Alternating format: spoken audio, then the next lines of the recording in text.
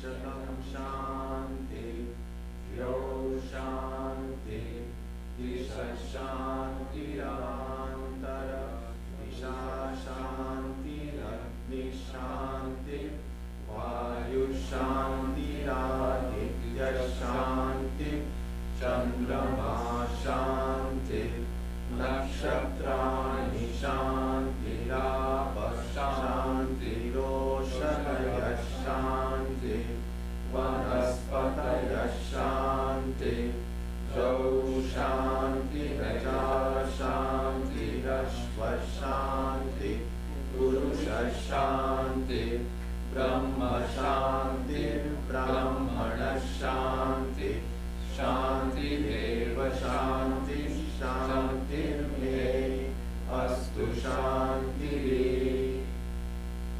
May there be peace on earth and in the sky. May there be peace in the water and in all directions. May there be peace in the plants, in the trees, and in animals. May there be peace in the hearts of all beings. May there be peace in everyone and in everything.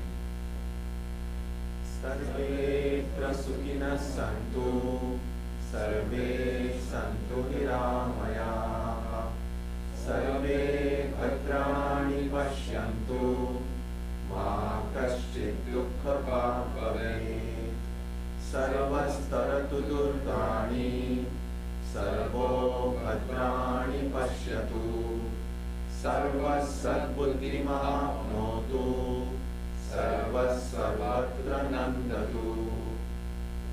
May all be happy and healthy. May all see what is good, and may no one experience misery. May all overcome their obstacles and acquire good tendencies. May people everywhere find joy and fulfillment.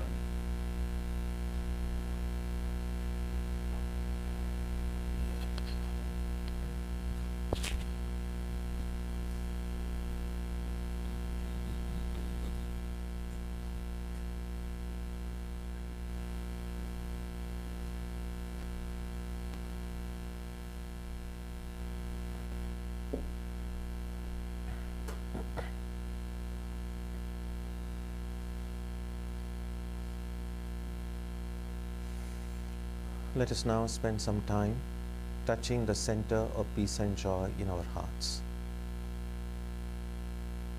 A good way to begin the practice is to withdraw the scattered energies of the mind and bring them to rest on one point. That point can be our own breathing. Let us therefore practice breathing with awareness. As we breathe in, let us visualize that our body and mind are being filled with love, strength, and compassion. And as we breathe out, let us release all the stress, anxiety, and exhaustion in the body and mind. Let us practice this way for a while.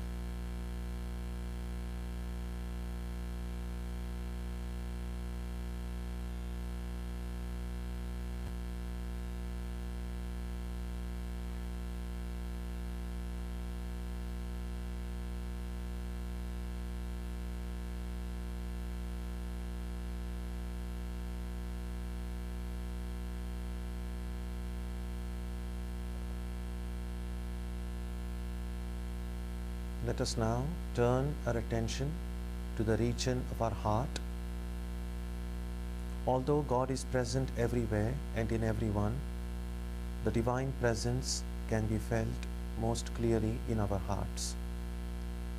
We can meditate in any way we have been taught. To remain focused, we can take the help of a short mental prayer or a mantra or a divine name. Let us now spend some time dwelling on the presence of God in our hearts.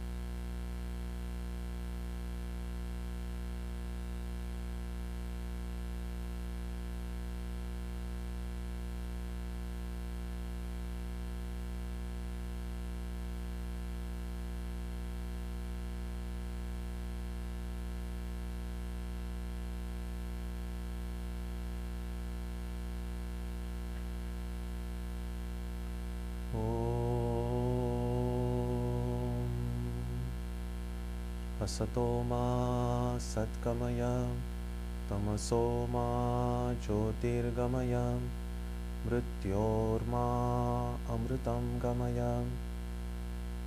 May the Divine lead us from the unreal to the real, from darkness to light, from death to immortality. Peace, peace, peace be unto all.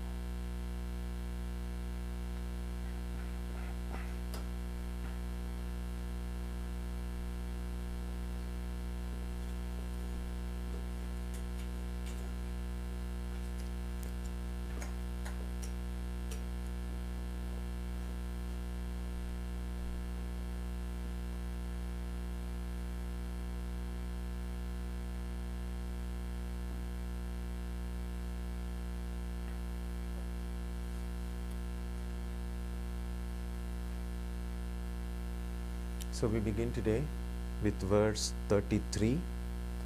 That's on page 108 of this book, if you have it. So let's chant together.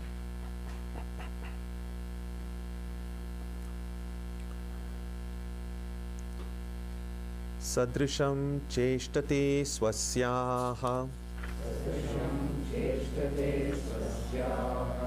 prakritir jnanavanapi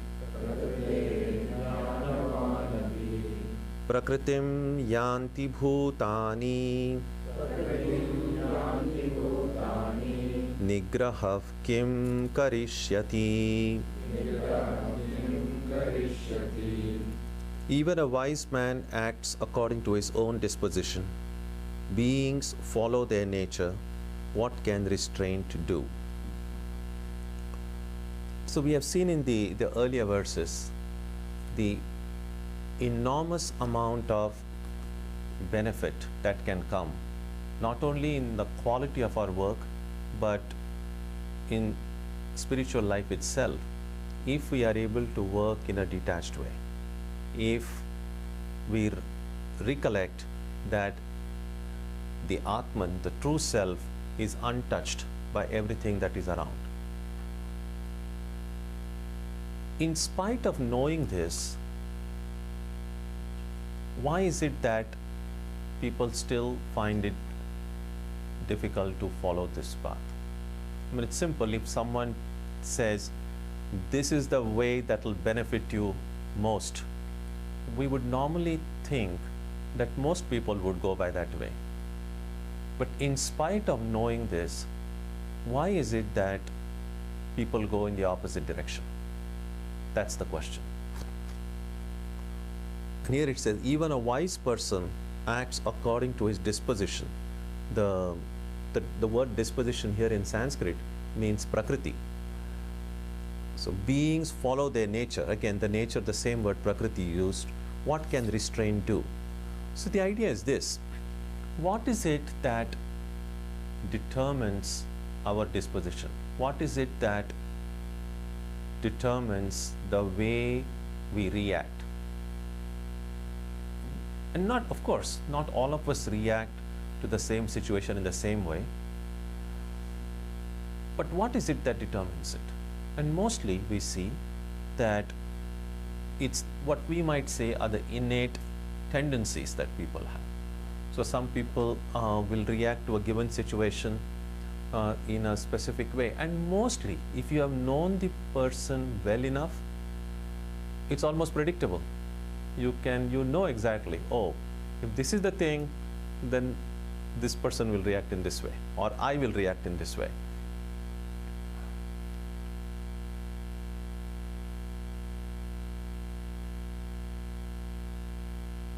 What determines our prakriti is really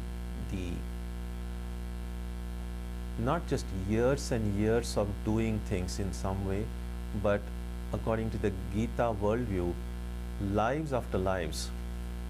Our present tendencies were not built in the last few years. They have really accumulated through all of our past, which is not limited only to this life. So all the mental impressions that we have gathered, they are with us. And it's not so easy to go against one's own habits. I wouldn't, although the word nature is used, it's used only in a metaphorical sense, because the Gita itself says our true nature is we are divine. So that's really our nature. So right now, we are not really living true to our real nature, but there is some other nature that we have adopted. And because it has been with us for a long time, it's kind of become our nature. So it's like think about it this way. If you own a house, but have never really lived there, but if you have rented a place and have lived it there for 40, 50 years, in your mind, that place where you have lived, it's kind of your own home. And the one place that you actually own where you have never lived, it's still a kind of it's a place. Kind of mentally you feel it's your own, but you really don't feel at home there because you've never really lived there. That's a little bit like how our situation is now. Our real nature is divine, but it's been so long back, or God knows when, that it really doesn't feel like our nature. On the other hand, this particular home of being a fragile, mortal human being, this, or a limited being, has been our home for such a long time that this kind of has become our nature.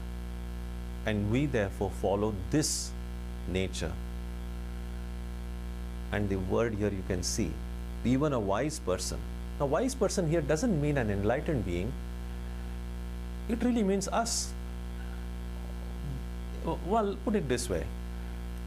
Compared to those who have never read the Gita or studied the Gita, we are wise. Well, at least we know what the reality is, or at least intellectually we have some idea. Although the things may not be entirely clear, we know something, and something is better than nothing. So compared to someone who has no exposure at all to these ideas, we are wise. But as far as our actions themselves are concerned, perhaps they are not very different from someone who has never studied the Gita. That person's life is pretty much guided by instincts and disposition, prakriti, as our own lives are. So in some ways, that person at least has some excuse. Well, I really didn't know. We don't even have that excuse because we kind of know what the reality is and still we don't do it. And the reason is the accumulated habits of physical action, habits of mental thinking. Sometimes physical activity is relatively easy to change. It's not that easy. If you have never been accustomed to wake up early in the morning, then try changing it overnight. It won't be that easy. So we know from our own lives, even the habits that we have acquired over the course of a few months or years, we find it difficult to change. What to speak about the habits we have acquired over centuries, over lives. And still, physical activity habits are difficult to change, but they are still rather simpler compared to the habits of thinking. The way we look, the way we react, that's even more difficult than things like waking up early or doing things in a particular way. So that's the difficulty. And so even though we know what's the right thing to do, we still are not able to do it because our prakriti, the disposition that has been built over centuries, comes in the way. And that is why the verse says, what can restraint do? And sometimes we will see, sometimes it's not as if we don't know what is the right thing to do. It's like, let's say you have every day set a time for prayer or meditation. And it's your time for prayer or meditation. And while you are about to go, you pass by your television set and you say, let me just see what news is running. or you pass by your computer and say, let me quickly check my email. And at the back of your mind, you kind of know, no, this is not the time. This is the time for my prayer. And yet, in spite of knowing what should be done, we just by our habit or our disposition or interest, we still go and just do things that really could be put off for another 15 minutes or half an hour. So that's what is meant here. What can restraint do? Then, of course, the question is, if that's the situation, if restraint is of no use because of the habits we have developed over a long past, then is there no hope for us? Is there nothing that we can do? And that is what Krishna addresses in the next verse, 34.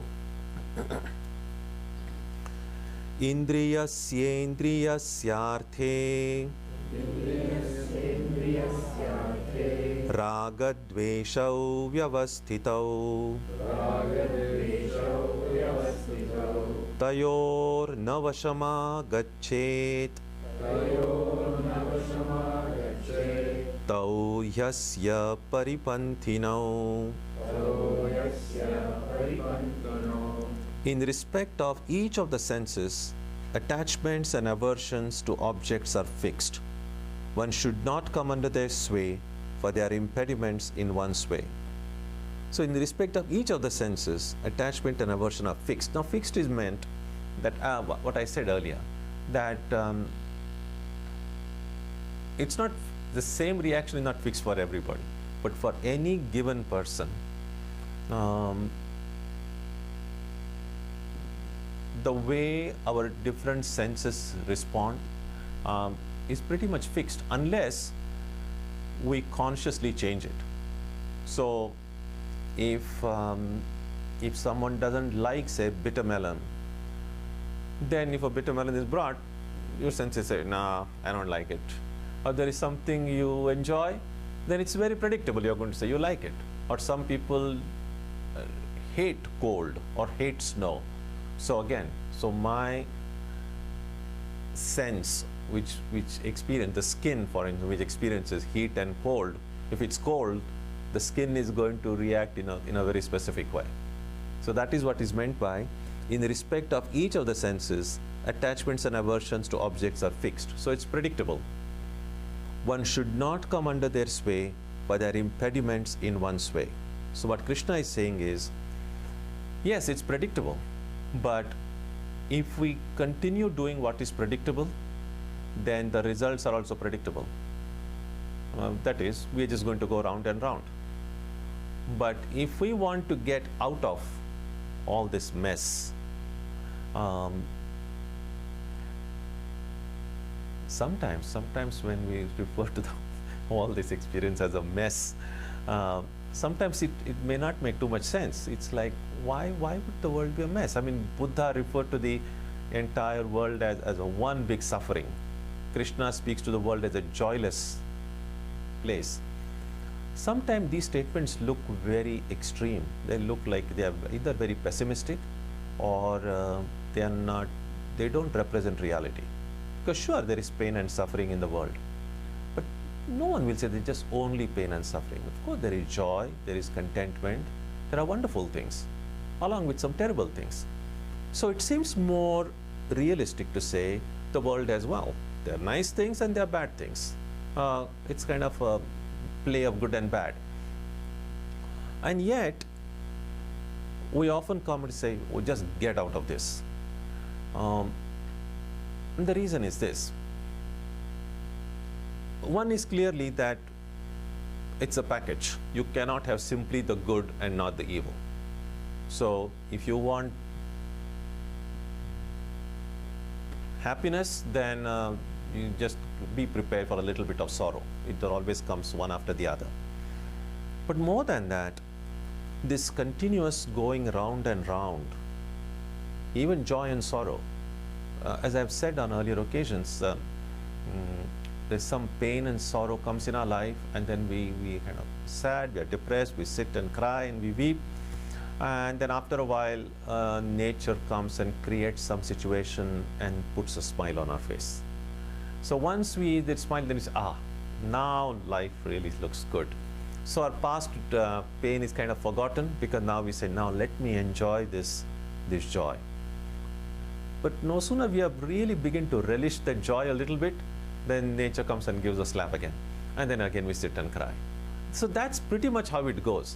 And after some time, not everybody will look at it this way, but at least some people would say, is there anything more to life than just going from sukha and dukkha, joy at one time, sorrow? And I mean, of course, it can go on endlessly. It doesn't have to end. But if somebody says, I just want to know whether there is there is any other choice. I mean, it's like this. If you go to a restaurant and they give you a menu, and then say, well, there is some pain and there is some sorrow, there is some joy. And well, sometimes nobody will really choose a sorrow, and that's the thing. Nobody chooses sorrow. We all want to be happy.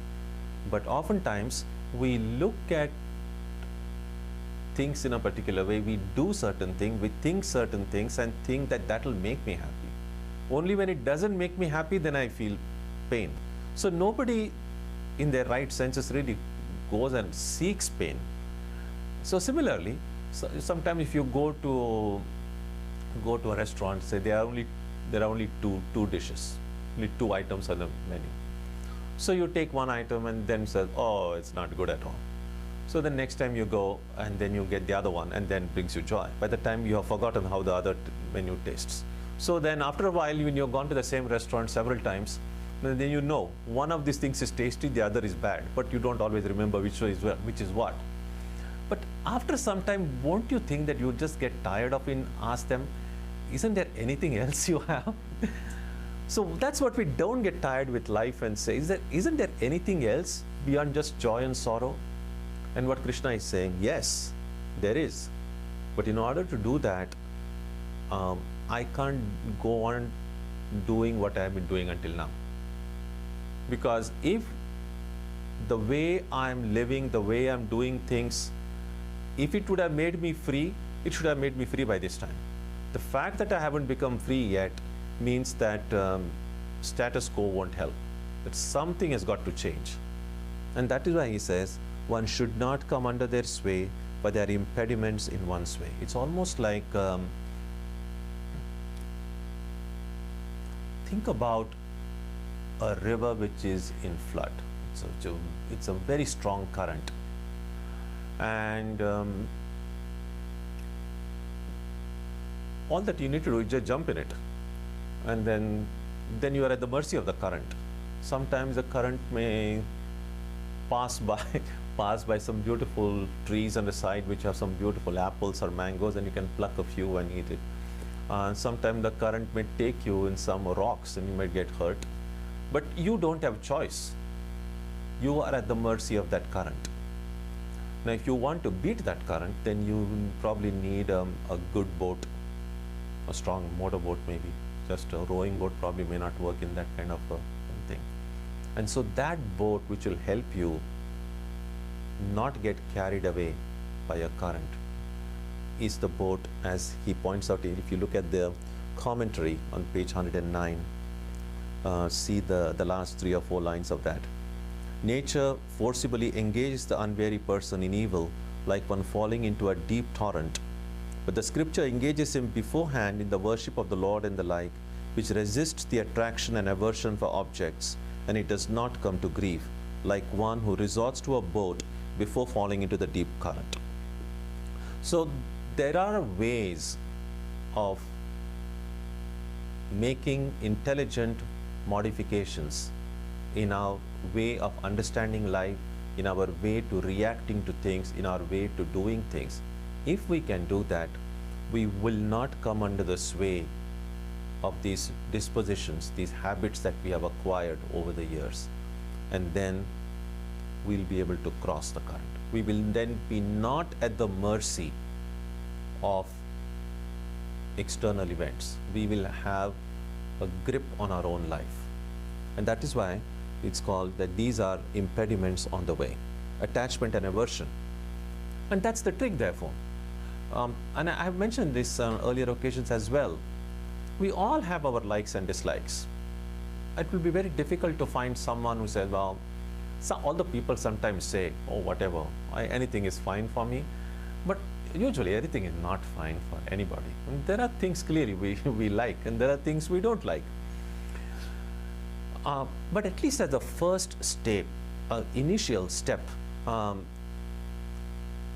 it might be good to not have strong likes and strong dislikes. Have mild likes and mild dislikes for a while.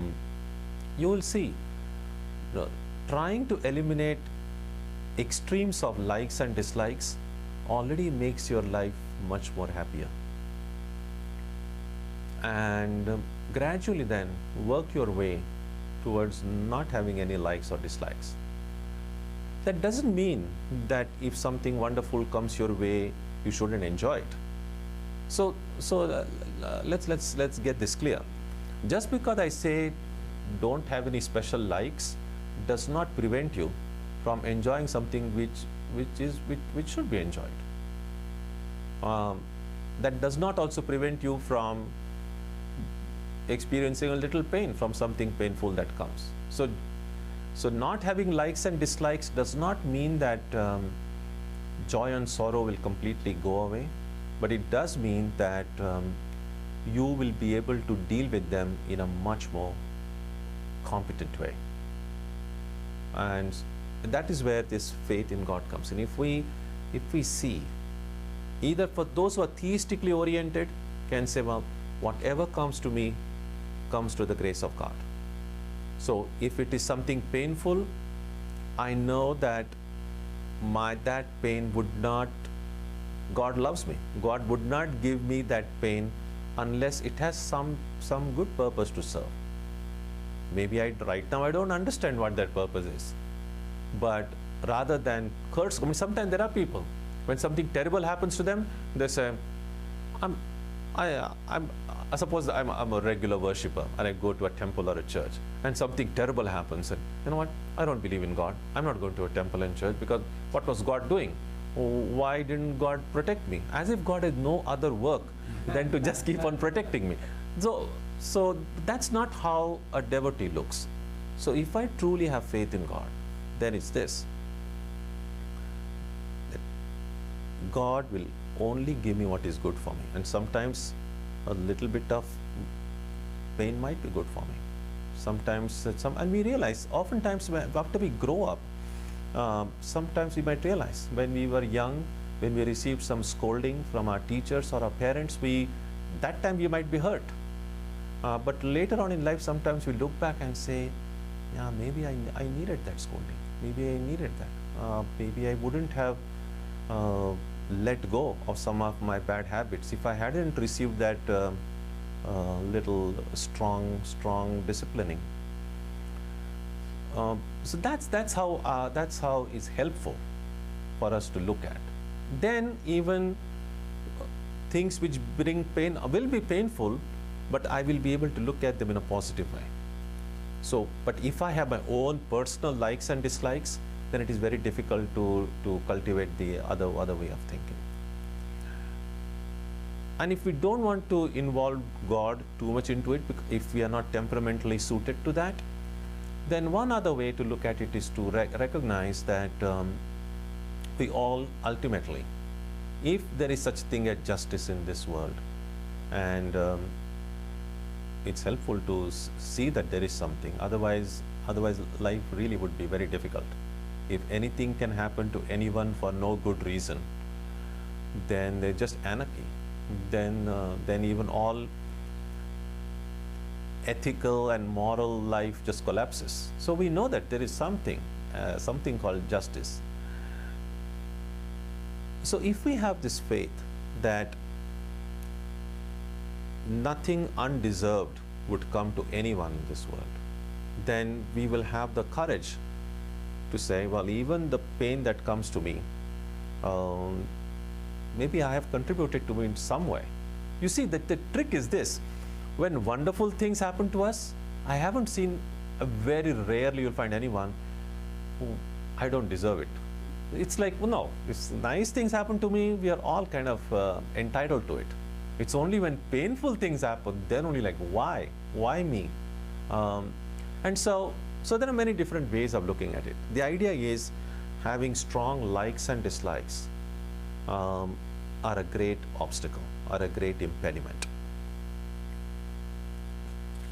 And you see, likes and if our life is guided simply by likes and dislikes, then it's not really very different from the life of animals.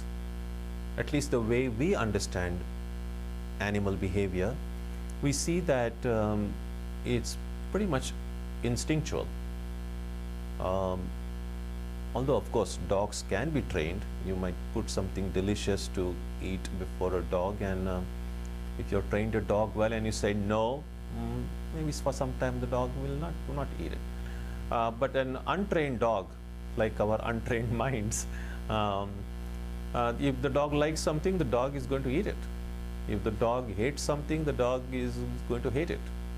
And if my life is just based purely on what I like and what I dislike, what I love and what I hate, then it's not very different from animals. It's a very animal life. So only when I'm able to use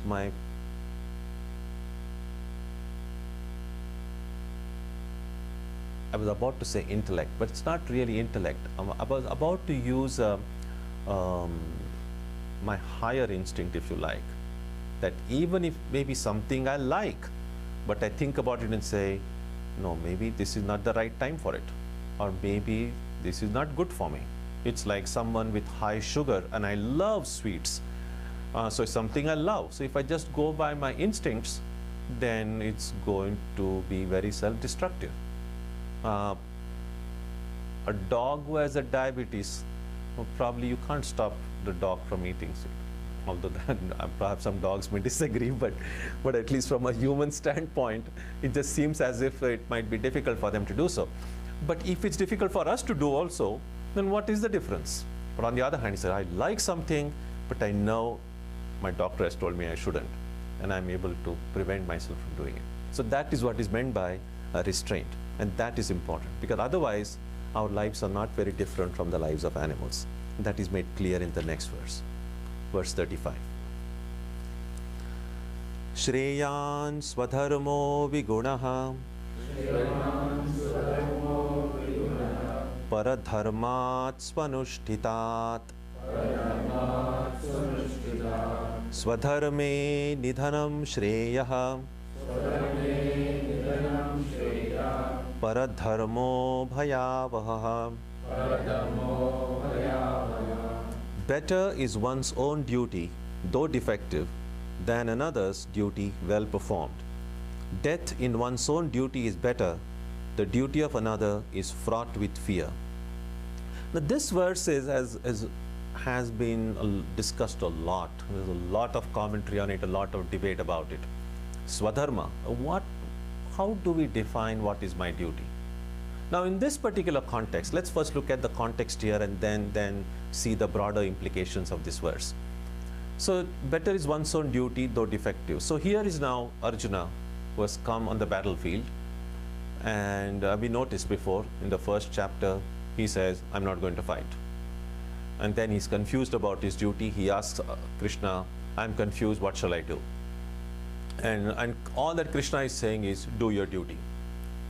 Now, as it so happens, here, in this particular context, Arjuna's duty is to go and fight. He is a Kshatriya, he has come there, and his duty is to fight. And fighting, as it's been made amply clear in the first chapter, war is not pretty. War means death, destruction, pain, sorrow, suffering. It's not pretty at all. Both for the one who is defeated and for the one who is victorious. For both of them, it's pain and sorrow on both the sides. On the other hand, what Arjuna wanted to do was, he said, I better go and beg. Even begging is better than fighting here and killing these people who I see as my own. So I'd rather do someone else's duty, a beggar's duty, than a warrior's duty. And we might think that isn't Arjuna saying something good? Non-violence.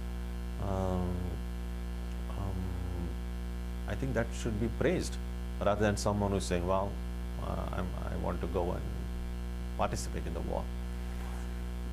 No, not quite. First of all,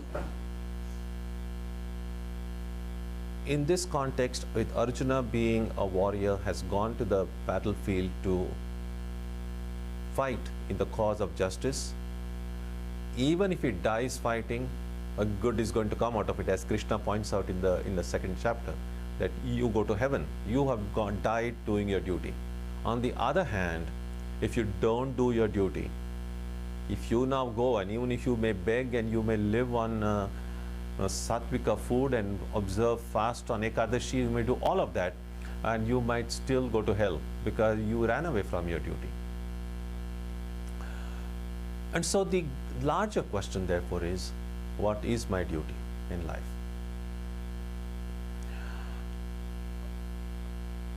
In the Indian society of those days, it was pretty clear in some ways, because the duty was pretty much what you came to you through your heredity.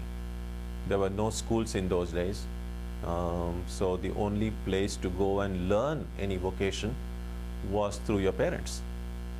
So if my father was the local, and then there wasn't jet travel, so people who were born and raised in a particular area, that's where they grew up, that's where they raised their families, that's where their children grew up, and that's where they died. So every unit had to be pretty much self-sufficient. They could not, every unit had to be self-sufficient. They could not, think about it this way, say a village has one carpenter, a blacksmith, a doctor, a priest, and then, well, everyone gets old. So let's say the carpenter then gets old, and the carpenter's son says, I'm not interested in carpentry, I want to do art. No, anybody can go to learn to get lessons in medicine. And so what they did was, they said, no, you don't have a freedom. If you are born in a doctor's family, you have to be a doctor. We don't care whether you like it or not. You've got to do it because the larger community wants it. And we might say, well, I want my individual freedom. It said, well, your freedom is all right if you want to. And they gave freedom, actually. In the Indian society, they said, well, go to the forest.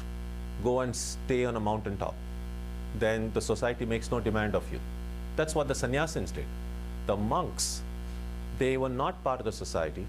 They went to the forest, and so the society made no claims on them because they did not get any of the benefits of society.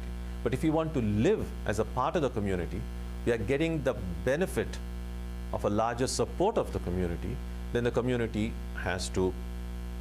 can make demands of you. I mean, that's to some extent the kind of debate today we have about privacy, about how much the government can intrude into your privacy. And there is this debate about my individual freedom and the security of the country.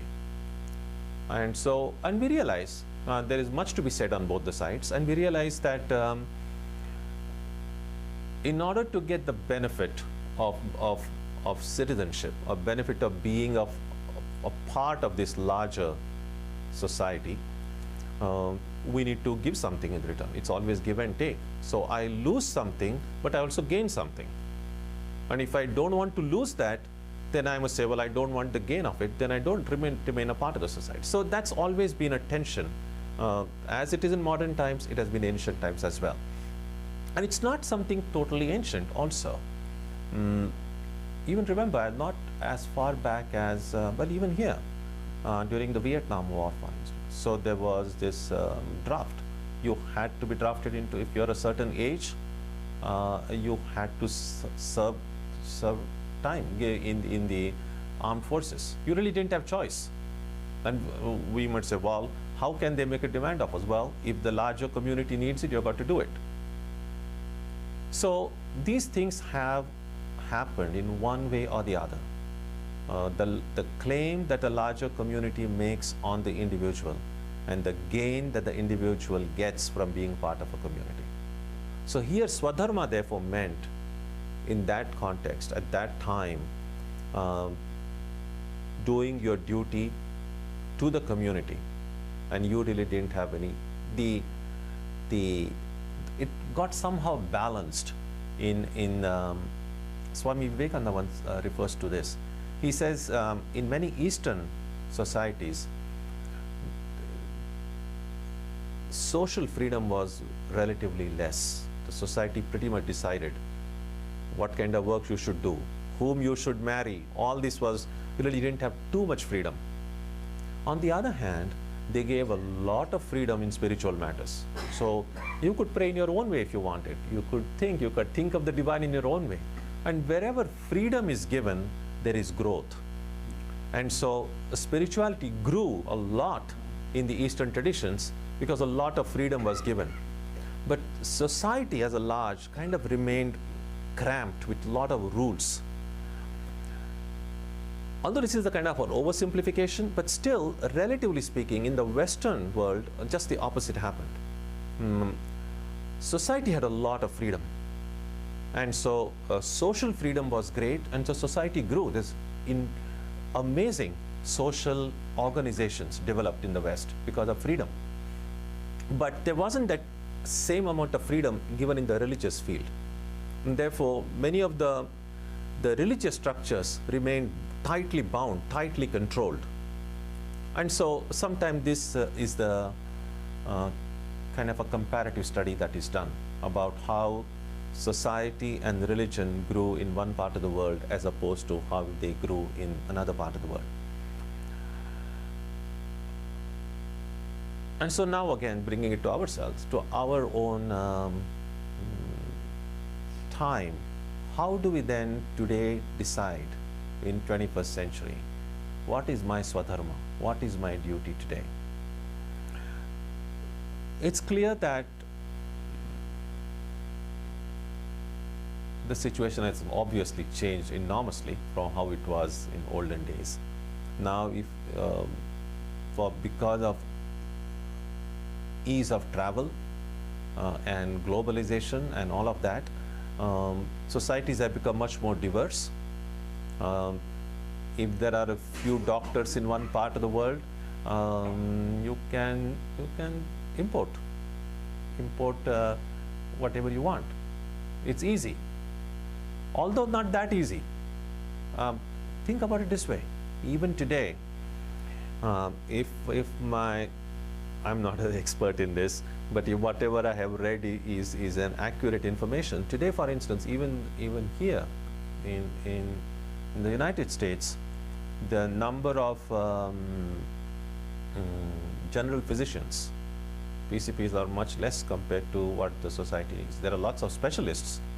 Is this information correct, by the way? I've read it. Huh? The general practitioners are, there is a great reduction, shortage. There is a shortage. Financially, they're not as rewarded. Right. So that shortage is there, and so that is impacting the larger community, the shortage of general practitioners. In spite of the fact that it is so easy to travel from one place to another, in spite of the fact that today we don't have the kind of constraints that older societies had. So I just point out to show that if we let this idea loose that everyone can do what they want, then nobody should decide what others should do, these are the kind of problems that can arise. Not that there are no solutions, but these are problems. And so we come back. So what is my duty today? And that's not a question really very easy to answer. and so I'm not really going to even attempt to answer it, just to bring to your attention what this term meant at the time of the Gita, how the meaning of Swadharma can change over time, and we then have to figure out, considering the nature of society of which we are a part, considering the changes that have occurred, we have to figure out what is my Swadharma, what is my duty today. So the kind of question that Arjuna had on this battlefield, what is my duty? And as I said, considering the social reality of that, it was really not that difficult. Well, you are a Kshatriya, you belong to the warrior caste, you have to fight. You have come here to protect justice, and so now not doing it eventually would be your turning away from your duty. So we have to then figure out in our own lives, therefore, that what is my duty in life. And I will just add only one thought to this, that in general, we really know, Swami Vivekananda actually discusses this idea of duty in his lectures on Karma Yoga. He says to give an objective definition of duty is not that easy, to say this is what you should do or this is what you shouldn't do. But in a general sense, we can say that whatever goes to make me more unselfish, that is my duty. And what makes me more selfish is not my duty. Or whatever it is that brings pain or sorrow or suffering is not my duty. Well, these are very broad generalizations, but at least they give some kind of a guidance to decide what my duty is. Still, it will not be easy in every situation, because the choice between good and bad is easy. Well, if you're asked to choose between good and bad, I think most of us will say, well, I choose the good. But very few choices in life are so stark. So it's like black and white. Of course, you choose whichever color. But most choices really are between various shades of gray. That's the difficult part. So if you are to choose between duty and not duty, of course you choose your duty. Now what do you do when you are faced with two duties, two possible duties that you are expected to do at the same time in two different places? Of course you can't be in two different places. At one time you can do only one thing. So now what do I do?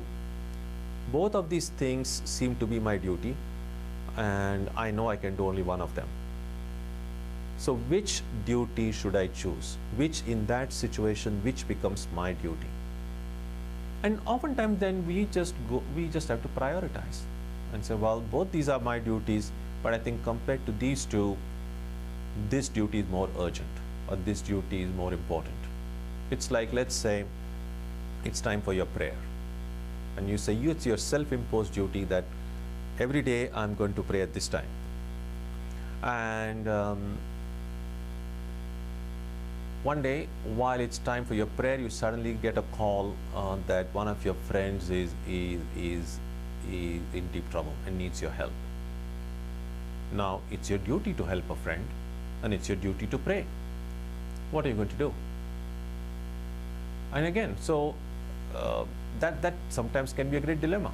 If it's a friend who is in really death, it's a matter of life and death, then probably it's not that difficult to say, well, of course I'm going to help my friend first, and then take a prayer can wait for 10 minutes more or an hour if I can save the life of someone.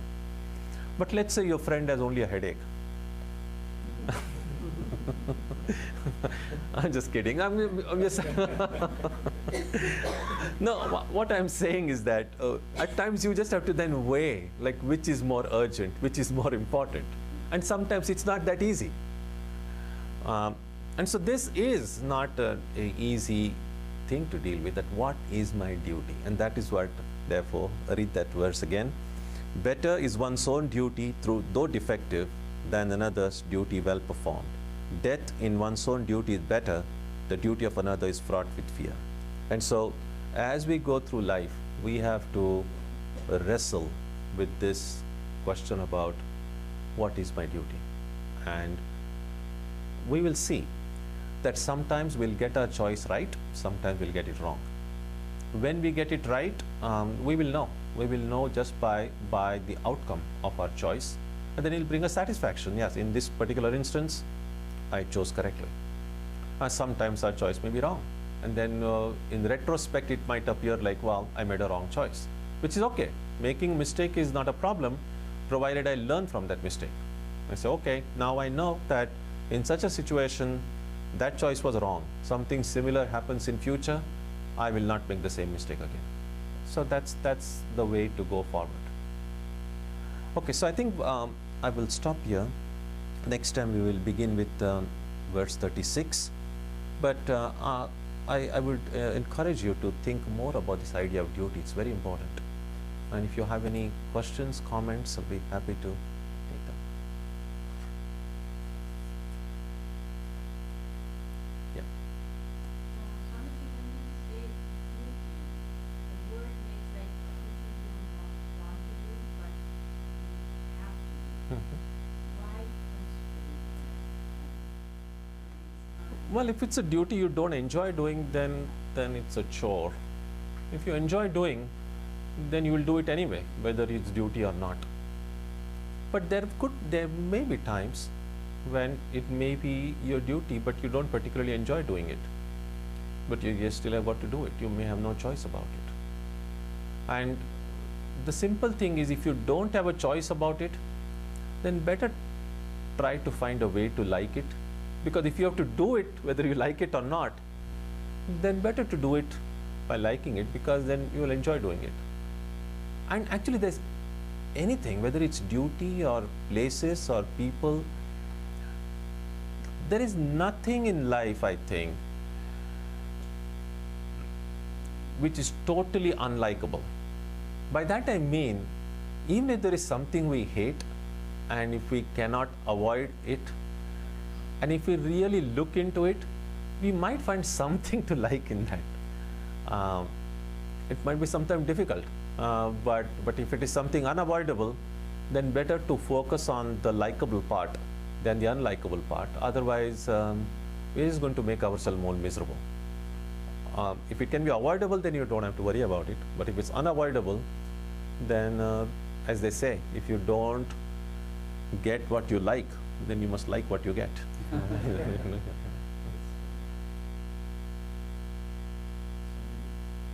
is many times is associated just with the work, but actually as a householder, as a father, as a grandfather, or as a devotee, you have so many different kinds of activities.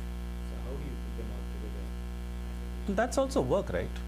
It's all work. It may not be the work like as a job, as in job, or to earn your livelihood, but the duty of a grandfather towards his grandchildren. I'd say it's actually duties and rights are related. One major difference is in olden days, the emphasis was on duty. What is my duty? And that's completely changed. In modern times, it's about rights. I mean, we have Bill of Rights. There is no Bill of Duties. But there cannot be rights without duties. And the duty of one is the right of another. It's like this. A mother's duty to care for her child is in response to the child's right to be taken care of by the mother. So that's how duties and rights are related. So if I don't do my duty, I'm actually violating someone else's rights. That's how it works. Just wanted to share going back to life that you get. If you don't have a choice and you try to like that you're very often surprised that it's not Oh, that's wonderful. Yeah. Yeah. That's very true. And that's good. That's good.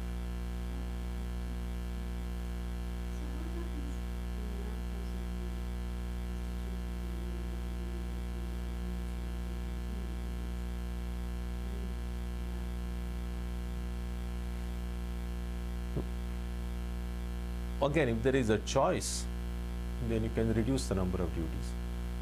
If there is no choice, then again, if you begin to like them, then they won't become a burden. And a lot depends on our attitude toward the work that we do. With what frame of mind am I doing my duty? Actually, there's a nice incident in Ramakrishna's one disciple. His name was Swami Brahmananda. Actually, the Swami there on the other side. So he, when he was fairly old, one day in the monastery, he was lying down and he asked one of the younger monks. His legs were aching, to just massage his feet and legs. And so he just lay on the bed and just with his half closed eyes, was kind of getting after dinner. And so this young monk was pressing his feet and massaging it. And it almost seemed like Swami Brahmananda had almost like fallen asleep. And so this young monk, he's thinking, oh, Swami has slept. And he's thinking like, oh my God, does it mean like I have to go this whole night? Or like, because if he's awake, he would tell me after some time, okay, that's enough. But now he's asleep. So how long am I supposed to do it? And so this thought was coming on in his mind. And actually this Swami who was doing it, he narrated this, so in his reminiscences he mentioned this. And then he said, after a while, his mind, another thought came. And that was, what a fool I am. This is the greatest opportunity to serve an enlightened soul. He was so dear to Ramakrishna. He is an enlightened being, and how many people will get a chance to do this kind of a service to an enlightened being? How fortunate I am. And so with that, again, that frame of mind, he's continuing to do. But as soon as that thought came, Swami Brahmananda opens his eyes and says, okay, that's enough. And he said, now, go and take rest. And then this Swami mentioned, he said, because he knew exactly what was going on in my mind. So he was waiting that the right attitude should come. Once that right attitude came, he said, okay, now you can go and take rest. So the duty was same, just to press feet. One was like, oh my God, how long have I to do it? The second was, oh, it's a great opportunity. So similarly, whatever duty we have in life, if we have a right attitude towards it, a right frame of mind, then instead of that thing becoming a burden, in fact, it can become very liberating. It can be very helpful.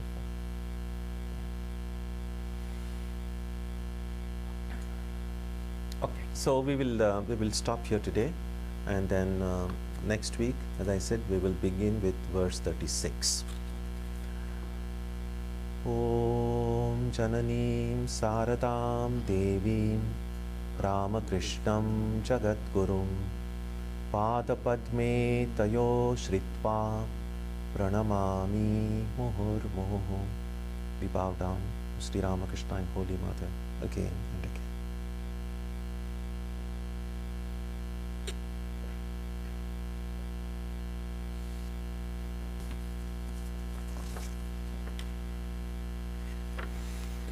Our subject this Sunday will be spiritualizing daily life. And next Wednesday, we will continue with the study of the Gita, and Tuesday and Saturday our Aarti and meditation will also continue as usual. So we will conclude with the prayer now.